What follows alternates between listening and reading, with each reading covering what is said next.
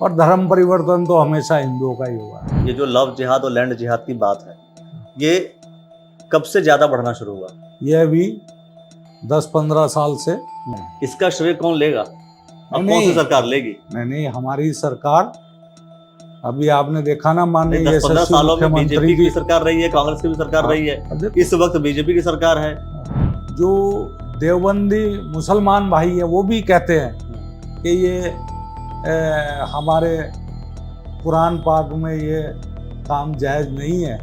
अकेली थी बेचारी, उनको वो कहीं मज़ार पे लेके गया बाहरने से कि वो वहाँ मज़ार पर रहने वाले फ़कीर वो बता देंगे, लेकिन वो दूसरी तीसरी बार ले गया और नहर में जाकर उसको धक्का दे दिया। धोखा देना तो कोई कहीं भी जाकर के धोखा दे सकता है, इसका मज़ार से क्या कनेक्शन? नहीं, मज़ार तो सरकारी जगहों पे सिंचाई विभाग की, वन विभाग की, सभी जगह घेर कर बना दिए जगह जगह। क्या औचित्य है इनका? कुछ नहीं, ये हटाए जाने चाहिए सारे सब। तो आपको लगता है क्या उत्तराखंड में भी लव जिहाद है? लव जिहाद तो पूरे देश में बढ़ रहा है। अभी ये साक्षी जो हमारी ये लड़की के साथ हुआ, कितने चाकू मारे उसको और फिर पत्थरों से कुचला मारा उसको। और वो सभी के लिए, जिस देश में ज़्यादा जनसंख्या होती है उसमें हर चीज़ का अभाव हो जाता है। हाल ही में सोशल मीडिया पे जो कुछ भी चल रहा है वो सब कुछ आप लगातार देख रहे हैं।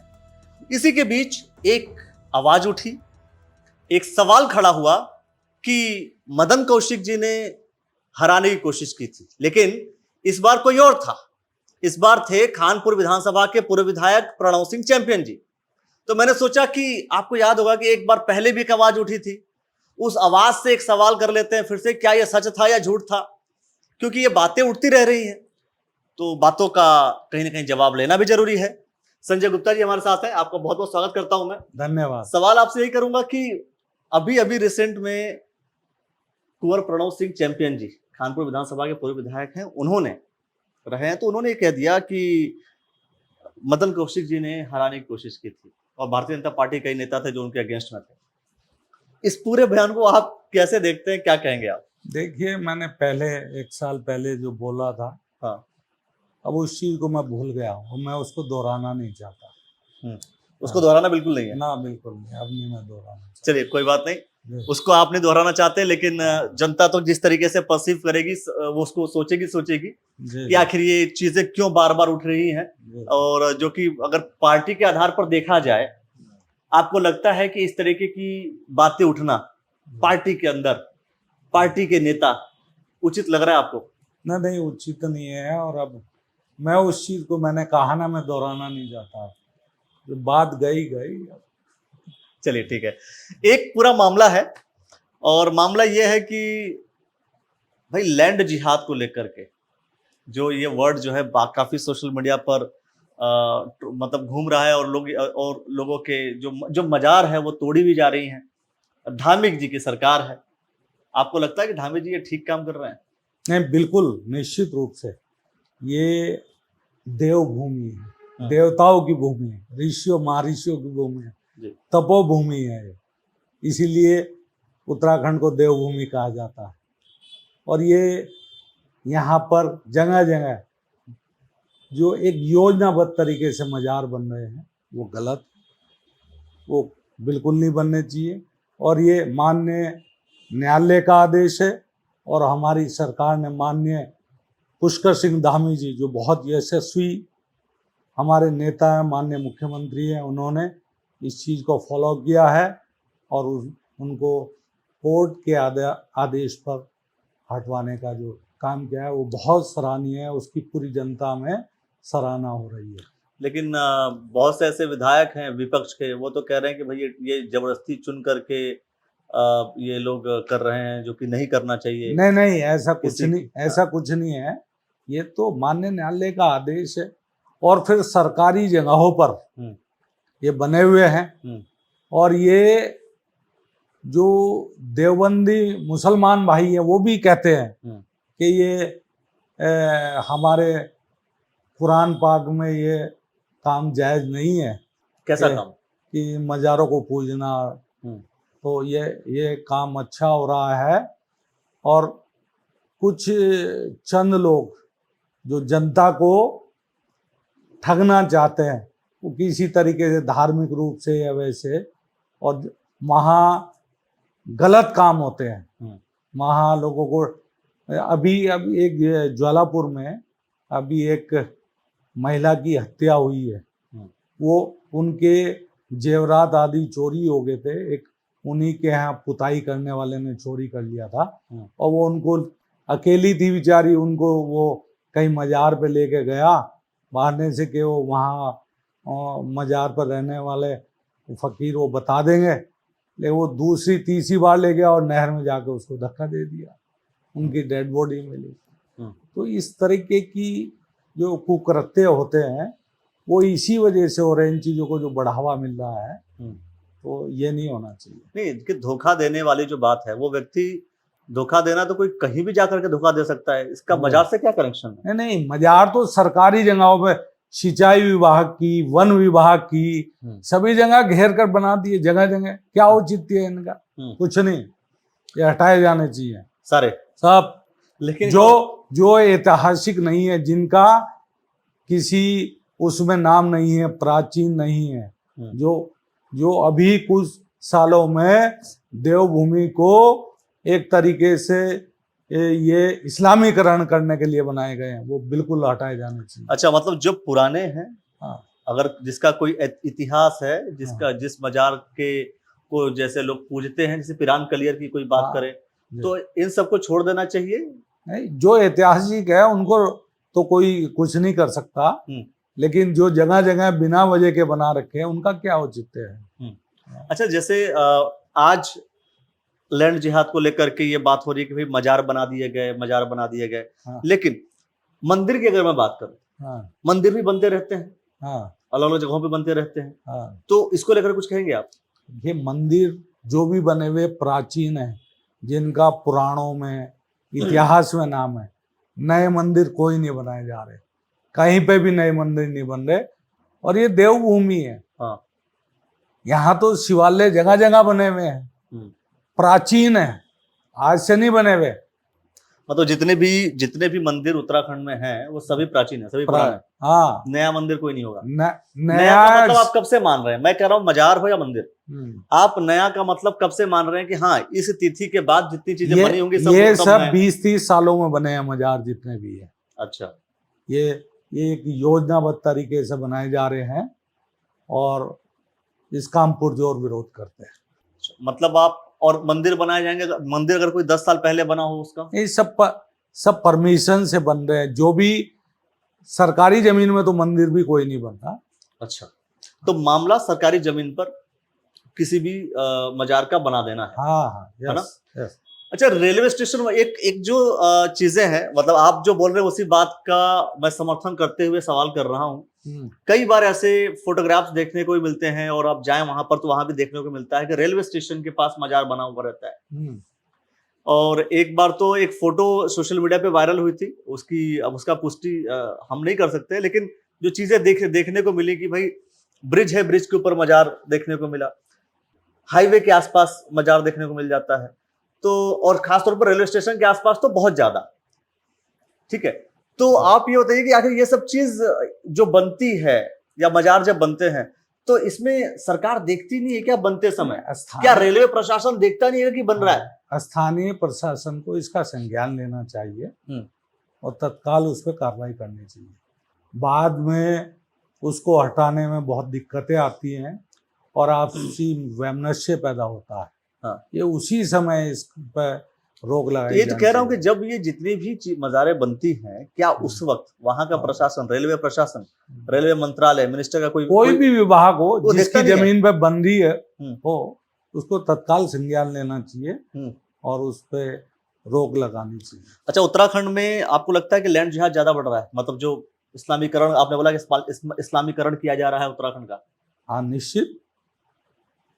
निश्चित रूप से हो रहा है। और इस पे मैं अपनी सरकार से और सभी जागरूक जनता और नेताओं से भी ये हाथ जोड़कर निवेदन करता हूँ कि इस पे इसका विशेष संज्ञान लें। ये हमारी बहुत ही शांति प्रिय देवभूमि है और इस पर किसी की कुदृष्टि ना पड़े, इसका हमें संज्ञान लेना चाहिए। चलिए, अगर हम उत्तराखंड की बात करते हैं, लैंड जिहाद की बात करें, एक वर्ड लव जिहाद है। लव जिहाद भी लगातार इसको लेकर के मैं समझता हूं कि हर भारतीय जनता पार्टी के नेताओं ने बोली है। तो आपको लगता है कि क्या उत्तराखंड में भी लव जिहाद है? लव जिहाद तो पूरे देश में बढ़ रहा है। अभी ये साक्षी जो हमारी ये लड़की के साथ हुआ, कितने चाकू मारे उसके और फिर पत्थरों से कुचला, मारा उसको। और ऐसे नहीं बात थी ये, इससे पहले श्रद्धा के साथ कैसे हुआ था। तो ये आम घटनाएं हो रही हैं और हमारी ये बहन बेटियों को इसके लिए जागरूक होना चाहिए। और मैं तो ये कहता हूँ, किसी भी जाति या धर्म की बेटी हो, हमारी जो ये यहाँ की संस्कृति और व्यवहार की बात है जी, वो मजहब की बेटी बिरादरी की बेटी बिरादरी में जाए तो उसकी इज्जत होती है। मजहब, कम से कम मजहब तो होना ही चाहिए, मजहब होना चाहिए। हाँ, मजहब की बेटी मजहब में जाए, सबकी बहन बेटी बराबर है। लेकिन केवल हिंदू बहन बेटियों को ये बिल्कुल टारगेट करके जो किया जा रहा है वो गलत है और ये कदापि नहीं होना चाहिए।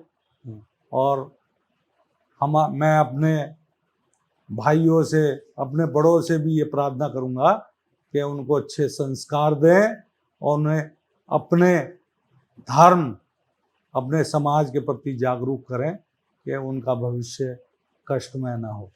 ये चीज, दो बातें हैं।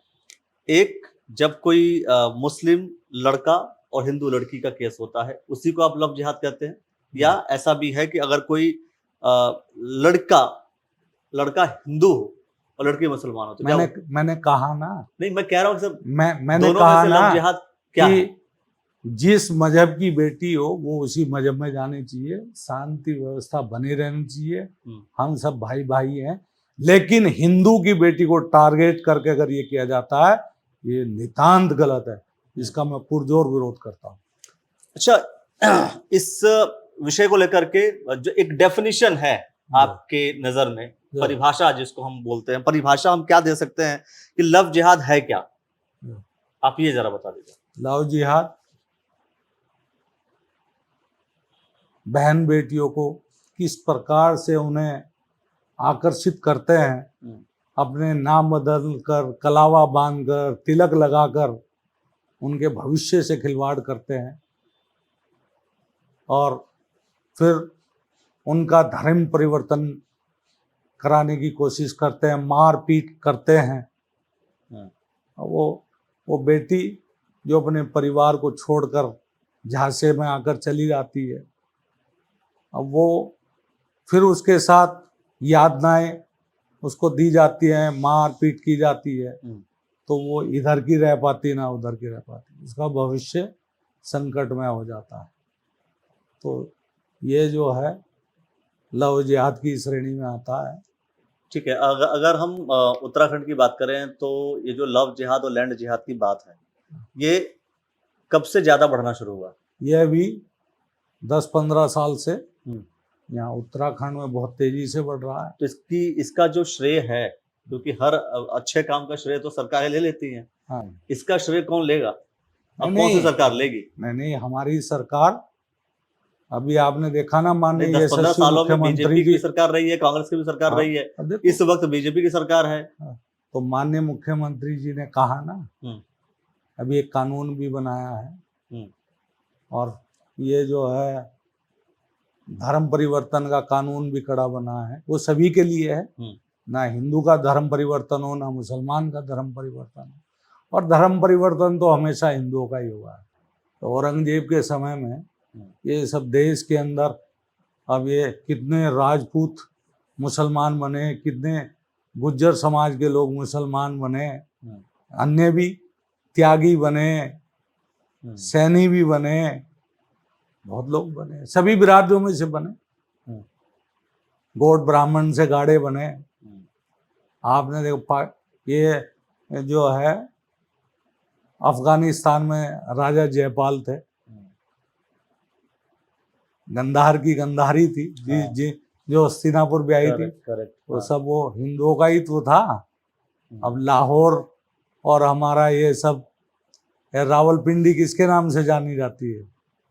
तो ये सब अब कहाँ से घटते घटते कहाँ आ गए हम। तो सरकार तो बीजेपी की है, कार्य कर रही है, सही कार्य कर रही जनता है। के अनुरूप। एक जो मामला है, हमारे देश की जनसंख्या 150 करोड़ हो गई। इसे लेकर के भारतीय जनता पार्टी किसी भी नेता ने ये नहीं कहा कि हाँ ये जनसंख्या बढ़ रही है, इसको कंट्रोल करने के लिए हम कुछ करने वाले हैं। नहीं, ये तो हाईकमान का विषय है, हाईकमान का विषय। लेकिन सर आप तो यदा कदा लव जिहाद लैंड जिहाद आवाज उठती रहती है समय पर सब काम आपको लगता है होंगे। कि हमारा नेतृत्व तो बहुत कुशल है। बिल्कुल आपने देखा होगा हाँ।